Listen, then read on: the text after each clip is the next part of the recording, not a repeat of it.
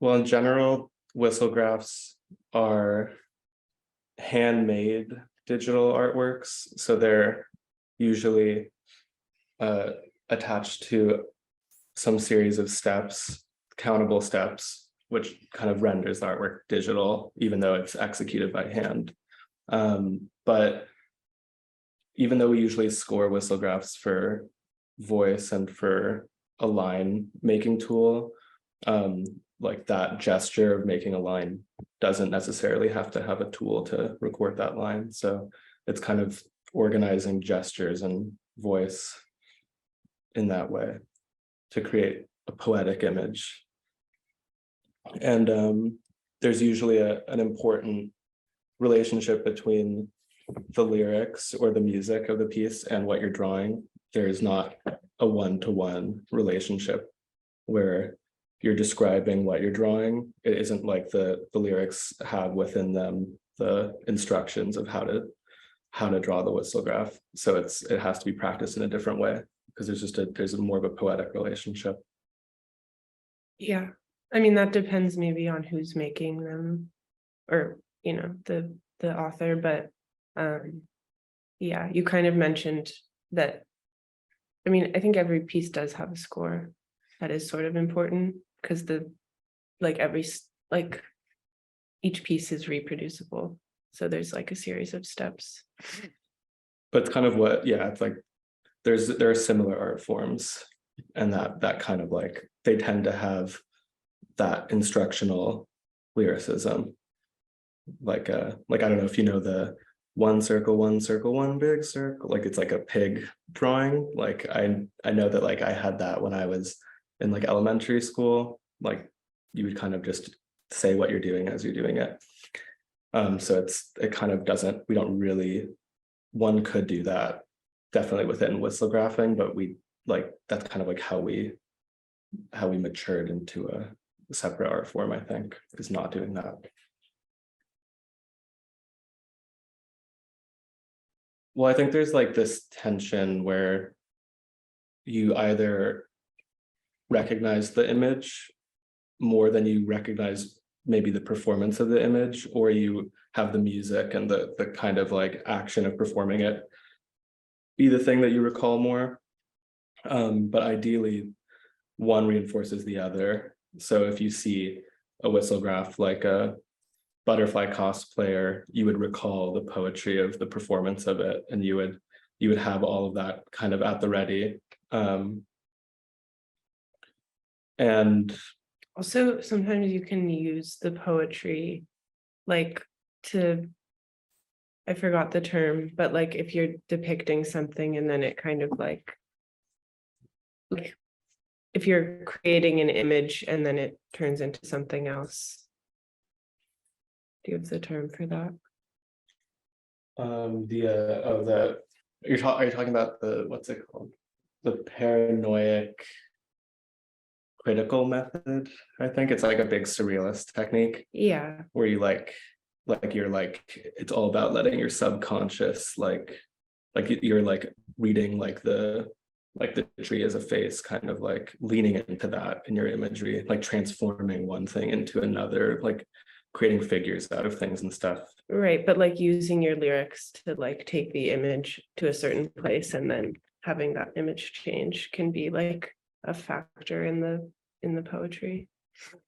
Yeah, and also the fact that the image is like it's like because there's not one-to-one, the poetry of the whistlegraph as it's being performed does transform the image. Like it will change the meaning of the image, like the feeling of the image. Like it isn't just that glyph, like dead post-performance, like drawing. It has all of that kind of loaded into it, hopefully.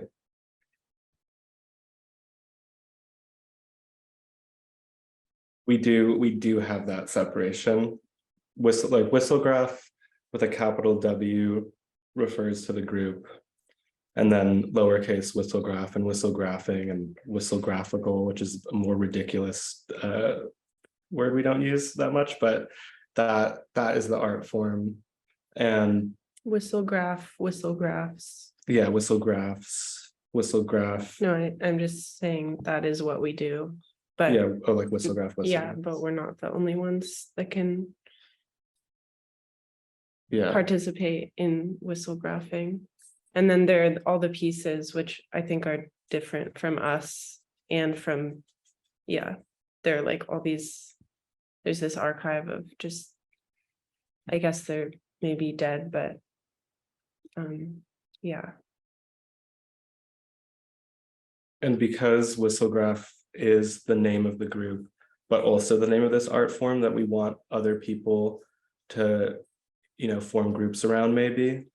Like we would ideally have, like, yeah, sure, we're using the name of the art form as the name of the group, but in an ideal world, we would have like a rival gang of whistlegraphers by a different name with different stakes in the art form, who are maybe, you know, really critical of a certain approach we have to making our whistlegraphs and are, you know, fighting for something else or whatever. But also there, and so there is that kind of like, we do want people to make their whistlegraphs, to make their own equivalent of the group Whistlegraph. But it wasn't even, it originally was just an account name when Jeffrey started the account, who's not here. When Jeffrey was originally doing Whistlegraph by himself, he was also kind of in this tension between using Whistlegraph as a pseudonym for like Jeffrey the person, and then also pointing to this art form, like these are whistlegraphs, like I'm whistlegraphing. So there's this kind of like, what's the first thing you think of when you think of a whistlegraph? Is it this person who does this thing? Oh my God, a bird just crashed into our window. Like, is the like whistlegraph, is the first association you have with hearing whistlegraph like the person that maybe was once called Whistlegraph, the group that is maybe currently called Whistlegraph, the art form whistlegraphing? That is kind of like a, I think that changes based on the accumulation of what we're putting out and what we're doing, and like what the most whistlegraph related touch points that are available are. Like when we are on tour, it's like absolutely like a band and it is whistlegraph, and like the fact that it's an art form is maybe secondary. But then if you don't see our faces and you don't know which one of us is whistlegraphing and you're on TikTok, you're maybe more thinking about the art form. I think it's kind of a given that it would do that. That I think it's a no-brainer that whistlegraphing would kind of have the looseness to talk about itself, to make rules and break rules, maybe in an insular way, but in showing that, like, offer that as a possibility for anyone else who wants to write something in that tradition. Yeah, it just feels like a different tradition. I mean, I just like, I think as artists, we all enjoy like this being like a hugely like performance centric practice, and like having music like as such an, it's just like the drawing and the music are equally important, and yeah, being able to combine those, I think, is like what's so special. And then thinking about how to present that. Yeah. And I think the music of it, the way that we like maybe want the music to lead in a certain, like the spirit of the music side of things is this kind of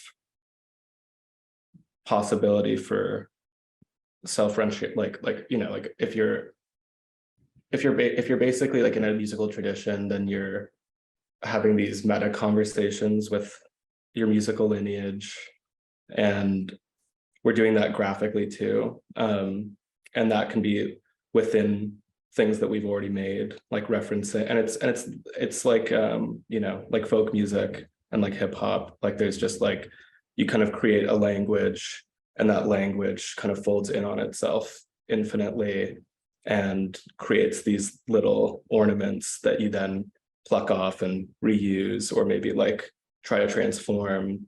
And also in reperforming things, because the recordings of our pieces are kind of secondary, there's also that possibility for things to, for the style of the Whistlegraph to change. So like if we're performing in like like when we start like learning a piece together that one of us wrote or that we all wrote, it's usually pretty robotic because we just want to make sure we have it down.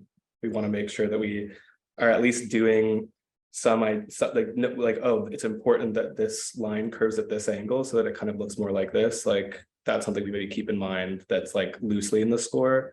But then once we kind of know a piece enough, that how we perform it, the energy behind it, the speed that we're performing, even the key that it's in and the melody can mutate, and the image can sometimes mutate. And if the music feels a certain way, we might add gestures like a year into writing a piece. Like there's this piece that the first Whistlegraph that I wrote is this Whistlegraph called Hey There Apple that had these like empty eyes for like 2 years. And then Jeffrey started adding pupils at the end. There's just this kind of space where you can kind of do like a da da, like it's just, it's not there, but it's like kind of there. And that's the kind of like that. I think that the fact that that's something that we just really enjoy about music and enjoy about performing and like writing the pieces, like I think that's so central to the life that they live. Like they would be so brittle if they were just recordings or just these like if it was like one MP4 or one MP3, like they would kind of have this like this one track potential, like and like they would obviously, that would mutate into so many different things for people, but the piece itself would kind of always be the same. And but I feel like sculpting and painting is also like that. I don't know, like it does have that, like it's like music, it's like such a wide tradition that it does offer like that mutating power to people. But I think the thing that is the opposite of that we maybe are fighting against is like being a brand or being like a business. Like though that seems like really like that is asking, that side of things kind of asks us to be really brittle and really like one track in a certain way that's kind of antithetical to that looseness. Like that, if you have this thing that's maybe recognizable under a name, and you want it to really be open and available to transform, then that also means that maybe it'll lose that name and like, or like gain different names. And it's like, if that's okay, then, that's kind of like that means that you kind of have to let the thing decompose and die eventually. And like that. So that's like, I don't know. That feels like the real tension.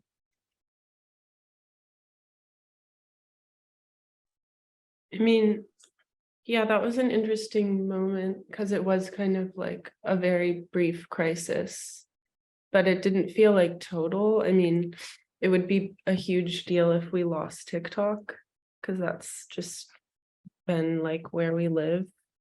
But I don't know, it didn't feel, I knew we would get the account back, but it also just didn't feel like this would end our like practice or anything.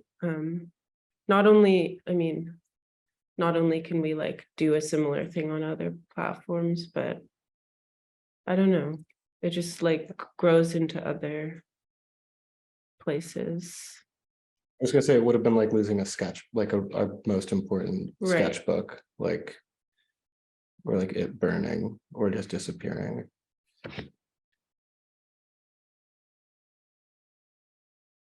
Well, we've definitely gone through, like, I feel like there's this like semi-told story of like us gelling, like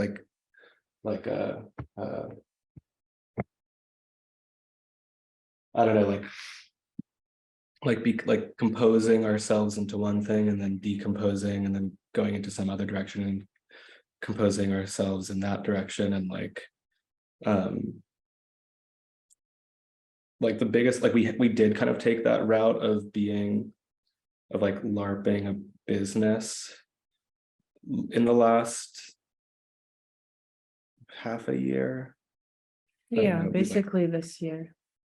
that was like a big, I don't know, there's a lot. I feel like like that was like our biggest, like, in the direction of not like dying a beautiful death thing that we did.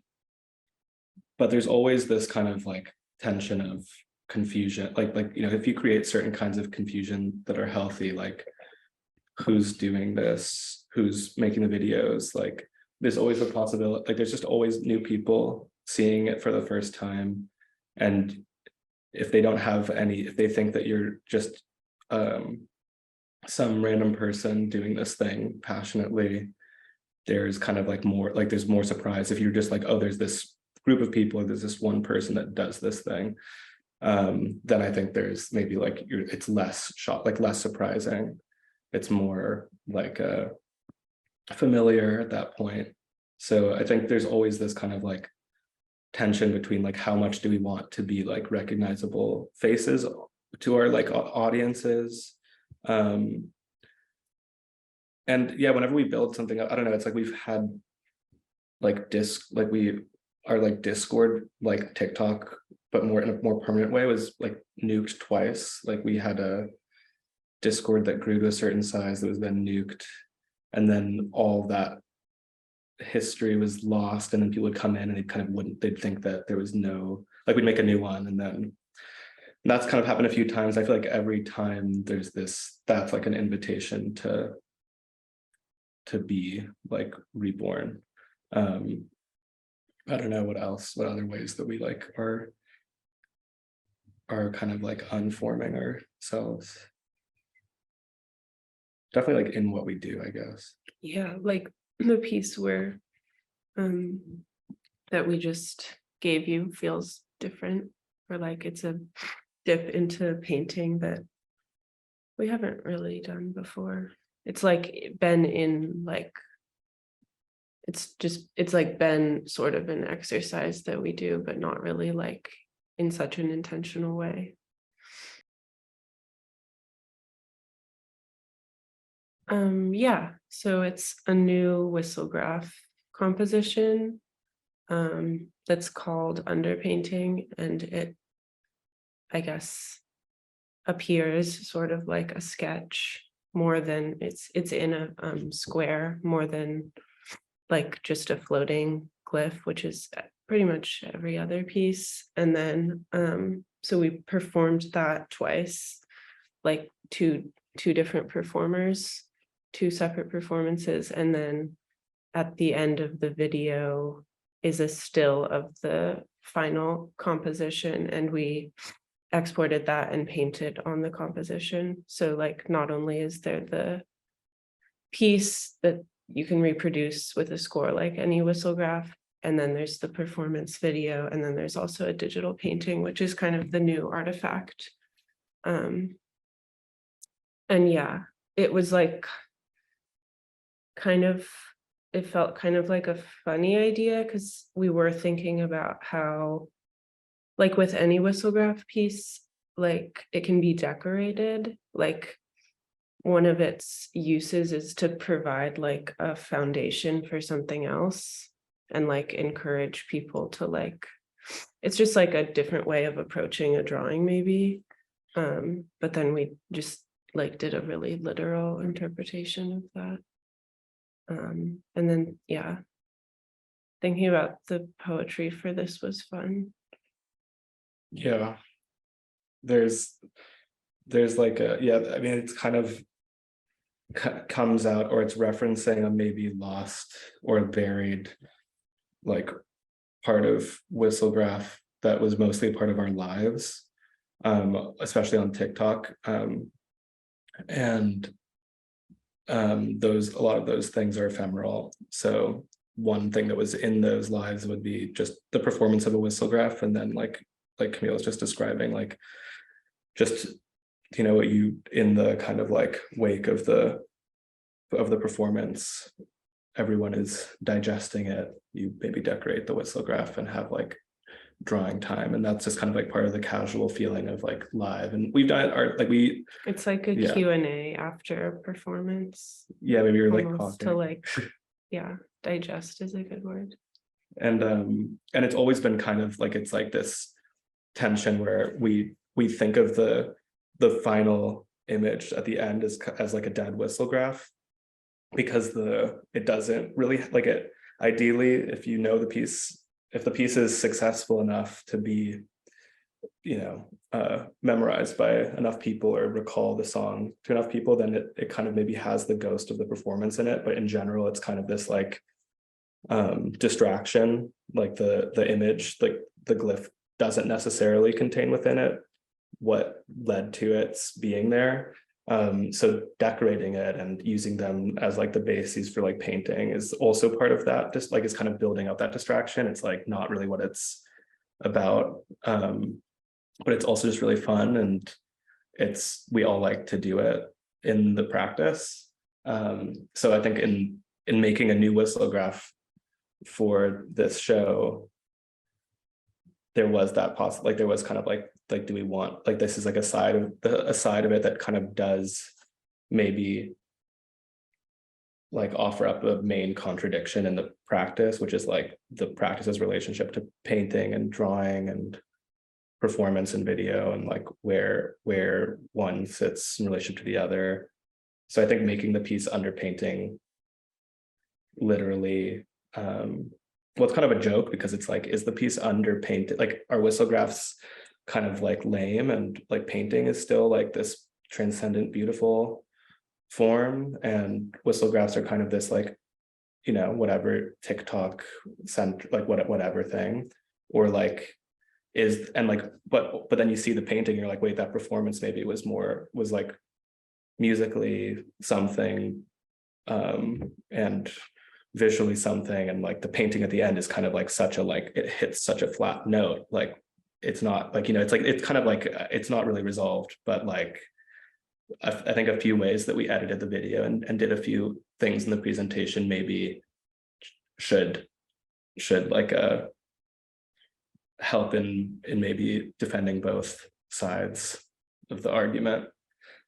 And also the way that we painted the painting is kind of, it's kind of like an imprimatura color palette, like of like historic classical underpainting. So like, even though like the whistlegraph is maybe the underpainting, the painting itself, when it's finished, still looks like an underpainting in like the history of oil painting, which is kind of funny.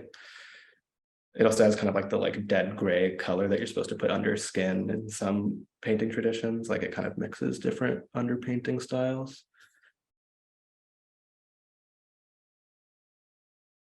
I think like the process had some similarities to like other exercises we've done, which is like rule-based collaboration, but I think that wasn't that important to us. Like we sort of talked about like how to gamify the painting process, and it wasn't that important, but we did work equally on each painting.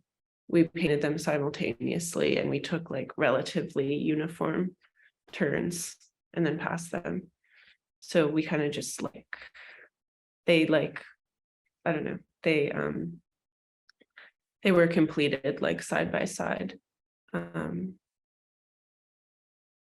2 iPads. on 2 iPads with like, I would say pretty much like each one is like equally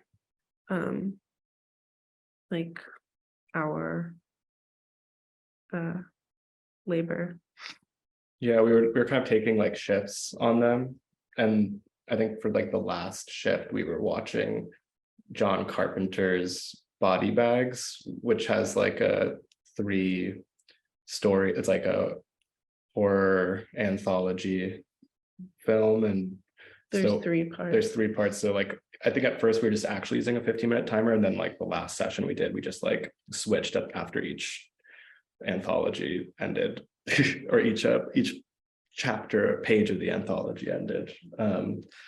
And yeah, and they were like, yeah, it's like we've done this before with Jeffrey, where we've had like a crazy multi-day session of all of us simultaneously painting on 3 iPads. Yeah, on 3 iPads, and like cycling them and like using Pomodoro timers, and that was in a really crazy context. Yeah, but, that was like explicitly not like a whistlegraph It was a capital W Whistlegraph project, but like nothing.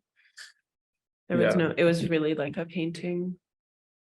Yeah, we just signed those Project. paintings as ourselves, Yeah. not as like Whistlegraph, but like this was a much more, like, it wasn't really important to the work that we, like, it wasn't like we would never like offer that as part of this, like the materials of the final work, like how we made the painting, like it's not necessarily, and I think that's also part of it too. It's like we had the possibility of sharing our like speed, like our time lapse paintings, because we did them on Procreate, so you could like play back the painting.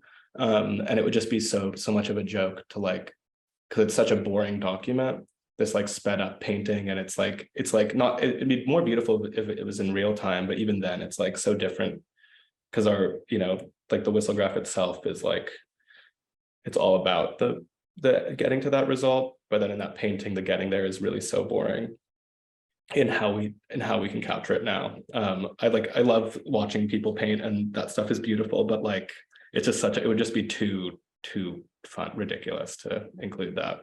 And so I think that stuff is kind of hidden on purpose. I'm sure, I think we've gotten comments Yeah, that make a comparison. yeah.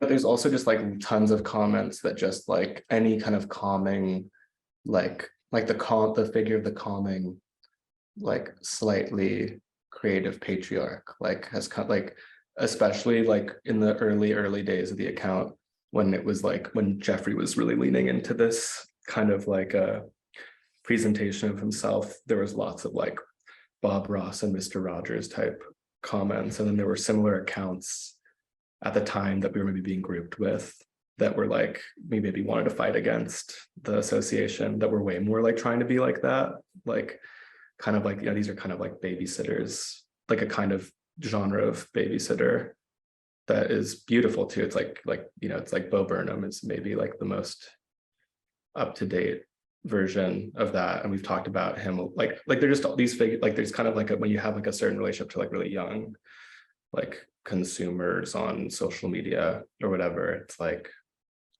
a question. But yeah, Bob Ross has come up. I mean I feel like we all, yeah, he's not like an active mood board, but like we were like aware of but like, you know, he did solve that problem of like, it's you know, it's crazy to paint for a whole session and have that be really beautiful and exciting and explaining what you're doing. And I think pretty before it was called whistlegraphing, I think this like one of the aspects of Jeffrey's practice that this came out of was this idea of explained pictures. So it's not necessarily scored, but this kind of like lecturing while you're drawing and kind of explaining your thinking and what you're doing, but maybe in a less representational way, and like a more like you're kind of solving these problems as you're doing it. And I think this whole kind of like, how do you perform a picture idea is like, you know, whistlegraphing is like one really specific, pretty like rule-based and like, yeah, strict answer to that general question of like, how do you perform, like, and Bob Ross is definitely performing pictures. Yeah, I don't know how many people, I don't know how many like Bob Ross viewers actually like attempt, I don't know, because he's like somewhere between instruction and entertainment, and we are too. Like how many, you know, a lot of our viewers like try to recreate what we're doing, but then there's like a lot of people that are watching for other reasons. I don't know.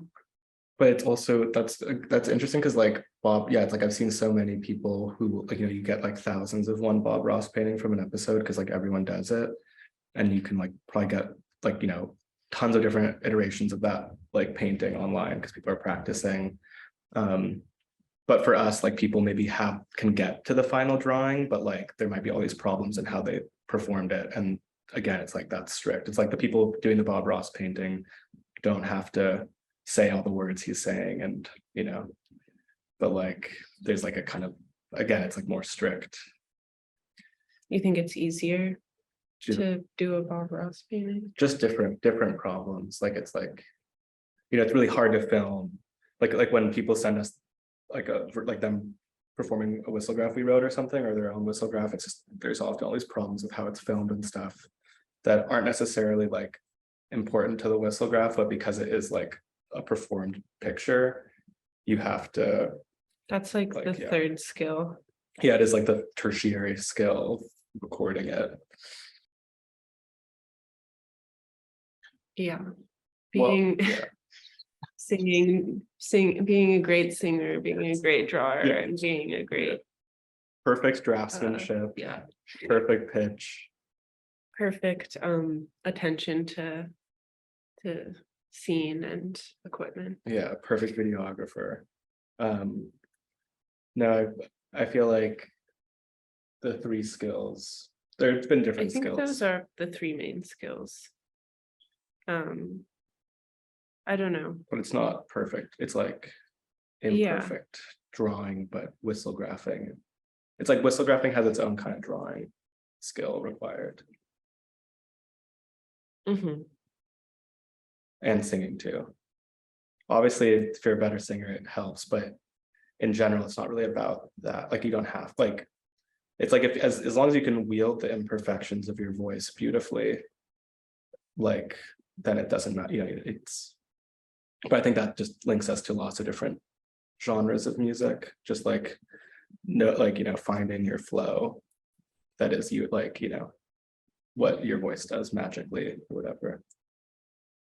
And then bending the lines around with that.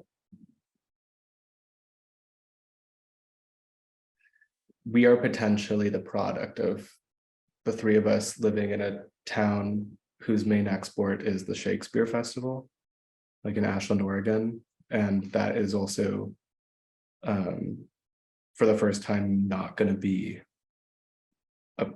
a factor for us. Starting with Camille and I, like we're leaving Ashland in a few days.